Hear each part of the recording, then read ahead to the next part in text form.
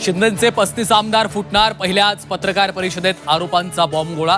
रवींद्र चव्हाणांवर जबाबदारी सोपवल्याचा आरोप. शिवसेना भाजपचा राऊतांवर पलटवार. शिवसेनेच्या शहाजी पाटलांच्या सांगोल्याच्या कार्यालयाची निवडणूक पथकाकडून झाडाझडती. शहाजी बापूंचे भाजपवर आरोप, तर तक्रारीनंतर कारवाई केली जात असल्याचं मुख्यमंत्र्यांचं स्पष्टीकरण.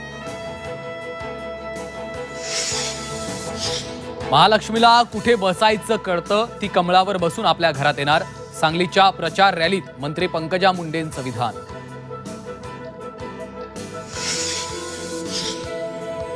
आजची रात्र काळजीपूर्वक काढा, प्रलोभनांना बळी पडू नका. चाकणच्या सभेत अजित पवारांचं कार्यकर्ते आणि मतदारांना आवाहन. जामखेडमध्ये राम शिंदेंच्या पराभवाची भरपाई करा, मुख्यमंत्री देवेंद्र फडणवीसांचं आवाहन. सर्व नगर परिषदांचा निकाल एकाच वेळी लावा. 3 डिसेंबरची मतमोजणी पुढे ढकला. शिवसेना खासदार श्रीकांत शिंदेंची मागणी. कायदेशीर सल्ला घेऊनच निवडणुका पुढे ढकलल्या. निवडणूक आयोगाकडून स्पष्टीकरण. उद्याच्या मतदानावर परिणाम होणार नसल्याचाही केला दावा.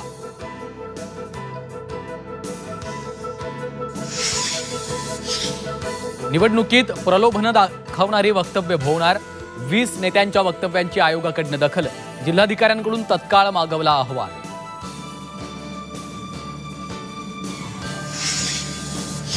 आणि चंद्रपूरमध्ये गौतमी पाटील यांचा रोड शो. गौतमीनं मूल शहरातील काँग्रेस उमेदवारासाठी मागितला मतांचा जोगवा.